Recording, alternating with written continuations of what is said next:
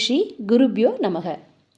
Survey பவந்து சுகினக survey சந்து Niramaya survey பத்ராணி பஷ்யந்து மா கஷ்டித் துக்க பாத் பவேத். அனைவரும் இன்பம் பெற்று வாழ்க, அனைவரும் நோயற்று வாழ்க, அனைவருக்கும் மங்களமே உண்டாகட்டும், ஒருவரும் சிறிது கூட துன்பப்படக்கூடாது. எல்லோருக்கும் வணக்கம். இன்னைக்கு தசகம் 42 பாராயணம். நேற்றைய தசங்கள் வரைக்கும் ஸ்ரீ கண்ண பரமாத்மா இந்த பூமியில் அவதாரம் எடுத்ததையும், அந்த பூமியில் அவதாரம் எடுத்த உடனேயே மதுராவிலிருந்து கோகுலத்துக்கு வந்ததையும், கோகுலத்தில் பிறந்த சில தினங்களே ஆன அந்த சமயத்தில் யசோதை பாலூட்டி கொண்டிருந்த சமயத்தில் பூதனைன்ற அரக்கி கம்சனால் ஏவப்பட்டதையும், பூதனை தன்னோட விஷப்பால் கொடுத்து கண்ண பரமாத்மாவை கொல்ல முயற்சி பண்ணதையும், அப்போது கண்ண பரமாத்மா இந்த அகில உலகத்தை காக்கிற பொருட்டு முதல் லீலையாக அந்த பூதனைன்ற அரக்கிய திருமுலைப்பால் உண்டு அவளோட உயிரை உறிஞ்சி அவளுக்கு மோட்சம் கொடுத்ததையும் பார்த்தோம். இப்போது இனி வர்ற தசகங்களை இனிமேல் லீலை போய்கிட்டே இருக்கும். பொதுவாக ஆய்ச்சியர்கள் இடையர்கள் எல்லாருமே குழந்தைங்க அதாவது நலம் வேண்டி அவங்க வீட்டில் அவங்களுக்கு காற்று கருப்பு அண்டாமல் இருக்கிறதுக்கு ஏதாவது ஒரு பொருளை போட்டு வைப்பாங்க. அது மாதிரி மாட்டு வண்டி அப்படிங்கிற ஒரு பொருள் சகடம் அப்படின்னு சொல்லப்படுது. அதைத்தான் நந்தகோபுரம் யசோதையும் தன்னோட குழந்தை நல்லா இருக்கணுன்ற அந்த விருப்பத்தில் அந்த இடத்துல தன்னோட இல்லத்தில் அதை போட்டு வச்சுருந்தாங்க. அதாவது குழந்தையோட தொட்டில் பக்கத்தில் அந்த சக்கடம் இருந்தது. அந்த சக்கடம் அப்படிங்கிற அந்த மாட்டு வண்டியில் ஒரு அரக்கன் வந்து அந்த அரக்கனை எப்படி தன்னோட லீலை மூலம் வென்றார் அப்படிங்கிறது தான் இந்த தசகத்தோட பொருள். இப்போது இந்த தசகத்தை ஆரம்பிக்கிறாரு பட்டத்திரிகள். பிரபுவே குருவாயூரப்பா ஒரு சமயத்தில் தங்களது பிறந்த திருநட்சத்திரத்தை கொண்டாடுறதுக்காக கோகுலத்தோட தலைவியான யசோதை தன்னோட உறவினர்களையும் பெண்களையும் அந்தணர்களையும் தன்னோட வீட்டுக்கு கூப்பிட்டுருந்தாங்க. உங்களை ஒரு கட்டை வண்டி அருகில் படுக்க வச்சுட்டு சமையல் அறைக்கு போய் தன்னோட வேலைகளை கவனிக்க ஆரம்பித்தாங்க. பிரபுவே, நீங்கள் உங்களோட எல்லையற்ற கருணையினால் அந்த குழந்தை வடிவில் வந்து அந்த அரக்கனை அழிக்கிறதுக்கு தான் அந்த கட்டை வண்டிக்கு பக்கத்தில் போய் நீங்கள் துயில் கொண்டீங்க போல. குழந்தையான உங்களை கவனிச்சுக்க குட்டி குட்டி சிறுவர்களை அங்கே அமர்த்தியிருந்தாங்க.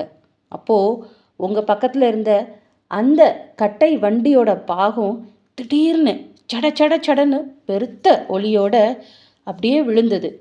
இது கேட்டு அந்த சிறுவர்கள்லாம் அப்படியே பயங்கர சத்தம் எழுப்புனாங்க. இப்போது அந்த கட்டை வண்டி முறிஞ்சு விழுந்த சத்தமும் அந்த குழந்தைகள் கூக்குரல் எழுப்பின சத்தமும் ஒன்றா இருக்க அந்த பேரொலியை கேட்டு எல்லாருமே உடல் குலுங்க பரபரப்போடு ஓடி வந்தாங்க. இடைச்சிமார்கள் எல்லாம் மனம் பூரா அப்போயே துன்பத்தோடு உங்களுக்கு என்ன நேர்ந்திருக்குமோ அப்படின்னு பயந்து போய் இருந்தாங்க. அப்போது உங்களை சுற்றி உங்களோட தொட்டிலை சுற்றி 4 புறமும் முறிந்து விழுந்துள்ள கட்டை வண்டியின் பாகங்களுக்கு நடுவே நீங்கள் அழகாக புன்முறுவல் பூத்துக்கிட்டே இருந்தீங்க. ஐயோ, குழந்தைக்கு என்ன நேர்ந்தது அப்படின்னு அலறி புடைத்து கொண்டு நந்தகோபரும் மற்ற இடையர்களும் அந்தணர்களும் கண்ணும் கண்ணீருமா ஓடி வந்து பார்க்க யசோதையின் கையில் நீங்கள் இருந்தீங்க. ஏன்னா எல்லாருக்கும் முன்னாடி யசோதை உங்களை வாரி அணைச்சிக்கிட்டாங்க. இதை பார்த்து எல்லாரும் கொஞ்சம் ஆறுதல் அடைஞ்சாங்க. இது என்ன இது எப்படி நடந்தது? இந்த பெரிய வண்டி எப்படி உடைஞ்சது? யார் உடைச்சது? இங்கே இது உடையிறதுக்கு எந்த காரணமும் தெரியலையே அப்படின்னு எல்லாரும் ஆச்சரியத்தில் தன்னோட மூக்கு மேலே கையை வச்சு பார்த்துட்டு இருக்கும்போது அப்போது அந்த சிறுவர்கள் சொன்னாங்க எல்லார்கிட்டையும், இது பசி வந்துட்டு இந்த குட்டி பாப்பா தன்னோட கையும் காலும் உதறிக்கிட்டு அழுதுச்சு. அப்போது அந்த கால் பட்டு தான் அந்த வண்டி அப்படியே உடஞ்சி போச்சு அப்படின்னு சொன்னாங்க. அப்போது எல்லாருக்கும் ரொம்ப வியப்பாக இருந்தது. அது எப்படி ஒரு குட்டி குழந்தையோட பிஞ்சு கால் பட்டு அந்த சக்கடம் அந்த மாட்டு வண்டி உடையும் அப்படின்ட்டு. ஆனால் எல்லாரும் ஒரு வியப்பாக பார்த்தாங்க. ஈசனே குருவாயூரப்பா, நீங்கள் பால் குடிக்கிறதுக்காகவா அப்படி செஞ்சீங்க? உங்களுக்கு தெரியாதா அந்த சக்கடத்தில் ஒரு அசுரன் தன்னோட மந்திரத்தை சொல்லிக்கிட்டே அந்த சக்கடத்துக்குள்ளேயே ஒளிஞ்சிட்டு இருந்தான் அப்படின்னு? அந்த சக்கடத்தை உதைத்து நீங்கள் அவனையும் மறிக்க வச்சிட்டீங்க. உங்களோட பெருமை அறியாத சில பேர் பயத்தால் இந்த குழந்தைங்க, அதாவது இந்த சிறுவர்கள்லாம் ஏதோ சொல்கிறாங்க, இது கொஞ்சம் கூட பொருத்தம் இல்லைன்னு சொன்னாங்க. ஆனால் பூத்தனையோட நிகழ்ச்சியை பார்த்த நந்தன் முதலியோர்கள் இது கண்டிப்பாக நடந்திருக்கலாம் அப்படின்னு கூட நினச்சாங்க. தளிர் போன்ற சிவந்த இந்த பாதம் அடிபட்டுருச்சோ, தாமரை மலர் போன்ற அழகிய கைகள் ஏதாவது அடிபட்டுருச்சோ அப்படின்னு எல்லாரும் அப்படி அங்கலாய்த்தாங்களாம். குருவாயூரப்பா, கருணை வெள்ளம் பொங்கி எழும் இடைச்சிமார்கள் உங்களோட திருமேனியை அங்கங்கே தொட்டு தொட்டு பார்த்தாங்களாம். யசோதை, பகவானுடைய கருணையால் காப்பாற்றப்பட்ட உன்னோட பிள்ளைய என்கிட்ட கொடு அப்படின்னு சொல்லி இடைச்சீர்கள்லாம் வாங்கி அந்த குழந்தைய கையில் எடுத்து மகிழ்ந்தாங்களாம். அப்போது நந்தகோபர் உங்களை வாங்கி மயிர்கூச்செறிந்து உங்களுக்கு இன்னும் ஏதோ ஆபத்து வந்துருமோன்னு பயந்து அப்படியே நடுங்கி போய் இருந்தாராம். அதனால் உங்களோட திருமேனியை தழுவிட்டு அவர் கொஞ்சம் ஆறுதல் அடைஞ்சாராம். வண்டியில் மறைஞ்சிருந்து உங்களை கொல்ல வந்த அசுரனை நீங்கள் கொன்னுட்டீங்க இல்லையா? ஆனால் பூதனை மாதிரி அந்த அசுரனோட உடல் கிடைக்கலையே, அது எப்படி? இந்த கேள்வி நம்ம நாராயணன் படிக்கிறவங்க எல்லாருக்குமே வரும் இல்லையா? பட்டதிரிகளோட சிறப்பே இதுதான். அவரும் இந்த கேள்வியை ஸ்லோகம் எழுதும்போதே குருவாயூரப்பா கிட்ட வச்சார். அப்போது குருவாயூரப்பா ஒரு அழகான புன்முறுவல் பூத்தார்.